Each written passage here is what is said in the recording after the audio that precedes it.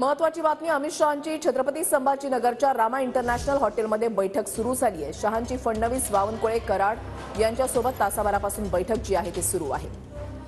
छत्रपती संभाजीनगरमध्ये या महत्त्वपूर्ण बैठकीला आता सुरुवात झालेली आहे। त्याच्यानंतर अकोला, जळगाव, त्याच्यानंतर पुन्हा छत्रपती संभाजीनगर आणि त्याच्यानंतर मुंबईमध्ये आज अमित शहा असणार आहेत। सागर सुरवसे आमचे प्रतिनिधी आमच्या सोबत आहेत। सागर, तासाभरापासून बैठक सुरू आहे, सध्याचे अपडेट्स काय मिळत आहेत?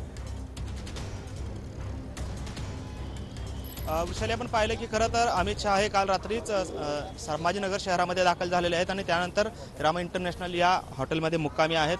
आणि आपण पाहतोय खरं तर सकाळपासूनच या ठिकाणी भाजपचे जे वेगवेगळे पदाधिकारी जे आहेत या ठिकाणी दाखल झालेले आहेत आणि ते अमित शहांची भेट घेत आहेत। मात्र तत्पूर्वी उपमुख्यमंत्री देवेंद्र फडणवीस असतील, बावनकुळे जे असतील, त्याचबरोबरीनं केंद्रीय मंत्री भागवत कराड यांच्यासह अनेक पदाधिकारी जे आहेत ते या ठिकाणी रामा इंटरनॅशनलमध्ये उपस्थित आहेत। आणि गेल्या 1 तासापासून लोकसभेच्या जागांच्या बाबतीने पक्षांतर्गत जी बैठक आहे ती अमित शहांसोबत सुरू आहे। संपूर्ण राज्यभरातील आढावा जो आहे लोकसभेच्या जागांचा तो अमित शहांना दिला जातोय आणि त्या माध्यमातून संभाजीनगरची जागा कोणाकडे जाणार या संदर्भात देखील चर्चा सुरू असल्याची खात्रीला एक माहिती जी आहे ती सूत्रांकडून आपल्याला मिळालेली आहे।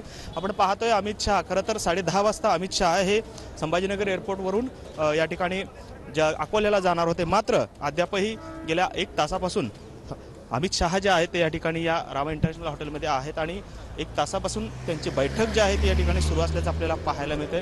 खरं तर 1 तास लेट जो आहे तो हा दौरा झाल्याचं पाहायला मिळते, कारण त्यांचा दौरा जो आहे 10:30 वाजता दिलेला होता, मात्र 11:30 वाजले तरी ते अद्याप निघालेले नाही। त्यामुळे एकंदरीत राजकीय चर्चा जी आहे ती या बैठकीमध्ये होते आणि विविध पदाधिकाऱ्यांच्या भेटीगाठी अमित शहा जे आहेत ते घेत आहेत। आपण पाहतोय की खरं तर लोकसभेचा महासंग्राम जो आहे तो सुरू झालेला आहे आणि त्याच पार्श्वभूमीवर आज अमित शहा यांचा महाराष्ट्र दौरा जो आहे 2 दिवसाचा तो आहे।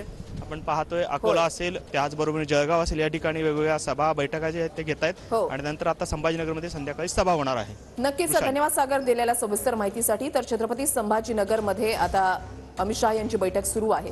रामा इंटरनॅशनल हॉटेलमध्ये ही बैठक जी आहे ती तासाभरापासून सुरू आहे। शहांची फडणवीस, बावनकुळे आणि कराड यांच्यासोबत तासाभरापासून बैठक जी आहे ती सुरू आहे। पदाधिकारी सुद्धा उपस्थित आहेत। शहांची बूथ प्रमुखांशीही सध्या चर्चा सुरू आहे।